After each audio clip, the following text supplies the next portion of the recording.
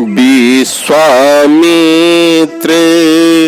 समय शुभ जानी, बोले अति स्नेह में बानी। उठाहु राम भंजाहु भव चापा, मेटहु तात जनक परितापा। सुनि गुर बचन चरण सिरुनावा, हरस विषाद न कछु उर आवा।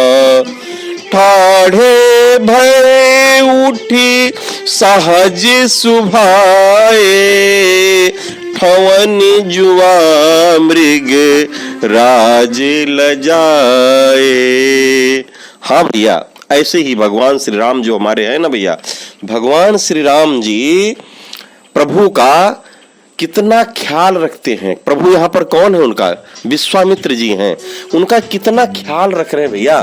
क्यों, ख्याल तो रखना चाहिए, लेकिन इतना ख्याल कि लक्ष्मण जी गरजे तरजे, कंदुक सम ब्रह्मांड उठाओ, आंख तरेर कर उनको बिठा दिया। कहा नहीं भैया, ऐसा नहीं, गुरुजी अभी नहीं चाहते हैं।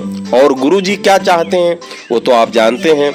उस समय विश्वामित्र जी भैया शुभ समय देखते हैं कि जब मंगलमय सिद्ध योग है, उत्तम मुहूर्त है, जिसमें कार्य अवश्य हो जाए और संभावी हो, वो शुभ समय जब जान पाते हैं ना, तब वे भगवान श्री राम को आदेश करते हैं। कहते हैं पुत्र वत्स उठो, उठ जाओ, उठो राम भंजो भव चापा, मेटो तात जनक परितापा। उठो राम, यह अति स्नेह वाणी का स्वरूप है भैया। राम यहाँ तात, देखिए प्यार के संबोधन में दो प्रकार, तात कहते हैं प्यार के लिए कहते हैं। अब दोनों में कितना प्रेम टपक रहा है आप ही देख लीजिए। उठाओ का भाव है कि मेरी आज्ञा की प्रतीक्षा में लक्ष्मण के इतना कहने पर भी वो नहीं उठ रहे हैं, तो लो मैं आज्ञा देता हूँ। विश्वामित्र कहते हैं कि हे राम, इतना सब हुआ और आप नहीं उठे, तो लीजिए भाई, अब मैं आपको आज्ञा देता हूँ। उठो तात, उठो राम भंजो भव तापा। जनक जी के परिताप के मिटाने को लक्ष्य में रखकर इस धनुष को तोड़ डालो राम, अब मत बैठो। भव चाप के तोड़ने की आज्ञा देकर सारा प्रातिभ्याव यानी जिम्मेदारी जो उनकी है वो अपने ऊपर लेते हुए कहते हैं मेटहु तात जनक परितापा। अब जैसे बंदी जनों ने राजाओं को क्या कहा था कि त्रिभुवन जय समेत वैदेही विनय विचार बड़े हटते ही, तो यह लाभ दिखाकर धनुष तोड़ने को कहा था, वैसा लाभ दिखाकर महर्षि विश्वामित्र जी श्री राम जी को धनुष तोड़ने को नहीं कहते, क्योंकि वो जानते हैं क्या जानते हैं कि श्री राम जी परमेश्वर हैं, पूर्ण काम हैं। इनको हमें लोभ दिखाना ठीक नहीं है, ये तो अज्ञानता होगी। अब जो वस्तु किसी के पास नहीं होती है कि नहीं, उसी का उसको लोभ होता है। और यहाँ तो राम जी सकल लोकपति स्वामी हैं और जनक नंदनी जन्म जन्मांतर उन्हीं की हैं। सीता जी उनकी परम आद्या शक्ति है भैया। तो मुनि यह जानते हैं, विश्वामित्र जी जानते हैं, इससे जनक का परिताप मिटाने के लिए धनुष तोड़ने की बात करते हैं। क्योंकि भक्त का संताप मिटाने में भगवान के उत्सव होता है। भगवान को ऐसे लगता है कि वो बहुत बड़ा मेरी प्रशंसा होती है जब भी वो भक्त का, चाहे गज हो, चाहे ग्राह हो, चाहे अहिल्या हो, कोई भी हो, उनका भैया जब वो दुख मिटाते हैं तो उनको खुशी होती है, वो प्रसन्न होते हैं। अब जैसे उन्होंने कहा कि त्रिभुवन जय समेत वैदेही के मिलाने का अगर उत्सव राजाओं को हुआ, तो वैसे ही जनक प्रताप के मिटने का उत्सव श्री राम जी को हो रहा है, वो होना ही चाहिए। भक्त का दुख मिटाने में भगवान को प्रसन्नता होती ही है। परिताप पहले कह आते हैं, सुकृत जाय जो पन परिहरऊं, कुंवर कुआर रहूं का करूं। अब लड़की कुआनी रहने से जगत में उपास तो होगा ही, यही उनका परिताप है। किसका? महाराजा जनक का। अब यहाँ बात आती है, तो इसीलिए कहते हैं कि उठो राम भंजो भव चापा। मन ही मन विचार करते हैं कि हे प्रभु, हे श्री राम जी, आपका नाम भव भय भंजन है। जैसे भंजो राम आप भव चापू, भव भंजन भव भय भंजन नाम प्रतापु, आपके लिए भव का धनुष तोड़ना, भव कौन है? श्री शिव जी भगवान है, तो उनका धनुष तोड़ना क्या आपके लिए कठिन है? यह मनुष्यों का धनुष नहीं है जिसमें आपकी कछु लघुता होगी, उठ जाओ। यह महेश का धनुष है, इसके तोड़ने में आपकी न्यूनता ना होगी प्रभु।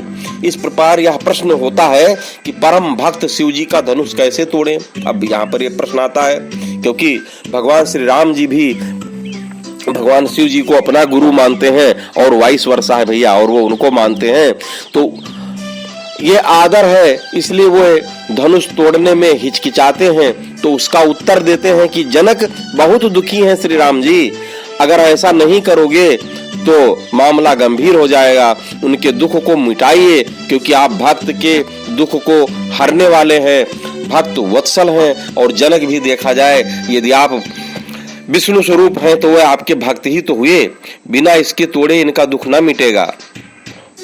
इसलिए जनक परितापा से जनाया है कि धनुष परिताप का उत्पन्न करने वाला है राम, अगर ये टूटता नहीं है तो ऐसे ही राजा जनक दुखी रहेंगे। और इसमें वीर और करुणा दोनों रसों का वर्णन उस कर देते हैं कि जनक उत्पन्न करने वाला है, इसमें जनक जी की निर्दोषता भी द्योतित कर देते हैं भैया, कि उन्होंने इस अति प्रताप से विकल होकर वीर बीन मही, उन्होंने ये वचन कहे थे। तब भवचाप भंजन में राम को कहा कि, और परिताप मिटाने में तात कहा कि भैया उठ जाओ। उधर आदेश देते हैं, उधर अनुकंपा भी बनाए रखते हैं अपनी, उनको प्रेम भी करते हैं। तो हम तुम्हारे नाम का प्रताप जानते हैं, ऐसा विश्वामित्र जी उनको आज्ञा करते हैं कि वह भव भंजन करता है, तब भव चाप का नाश तुम्हारे लिए क्या है हे प्रभु, हे श्री राम, हे तात, तुम सबके तात अर्थात माता पिता बंधु सखा, तुम्ही हो माता पिता, तुम्ही हो बंधु सखा, तुम्ही हो साथी, तुम्ही सहारे, कोई ना अपना सिवा तुम्हारे। हे प्रभु हे नाथ, तुमको जनक का प्रताप मिटाना है और यही योग्यता है आपकी, इसलिए हे भाई सखा सबके वाचक शब्द को प्रतिपाल करने वाले राम जी उठ जाइए और शिव के धनुष को तोड़ दीजिए। अब गुरु जी का वचन जब सुनते हैं भैया, तो सुन गुरु बचन चरण सिरुनावा, हरस विषाद न कछु उर आवा। ठाढ़े भय उठ सहज सुभाए, ठवन जुआ मृगराज लजाए।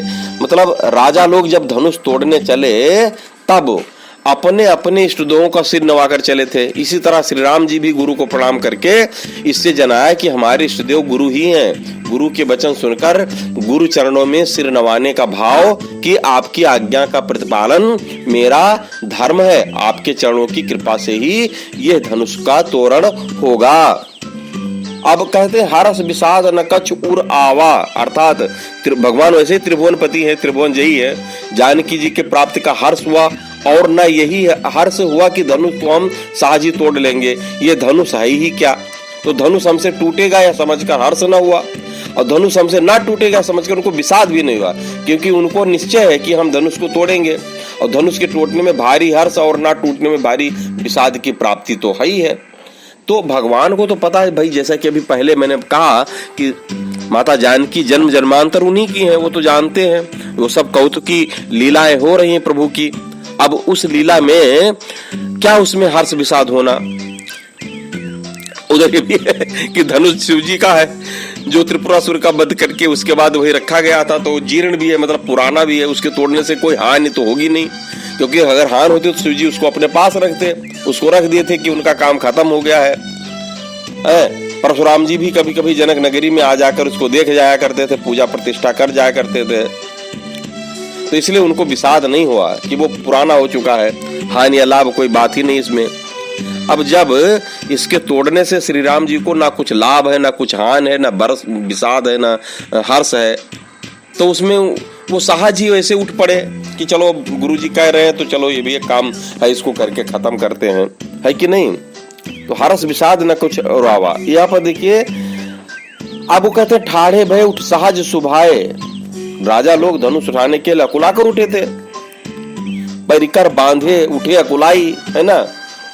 अब इसके विरुद्ध श्री राम जी साहस स्वभाव, उनका तो साहस स्वभाव है, ऐसे उठ जाते हमारे प्रभु श्री राम जी, अकुलाते नहीं है, उठकर तुरंत चल दिए।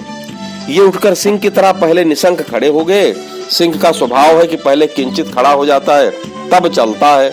अब जब हृदय में हर्ष या विषाद होता तब स्वाभाविक चाल बदल जाती। यहाँ हर्ष विषाद का तो कोई बात ही नहीं है।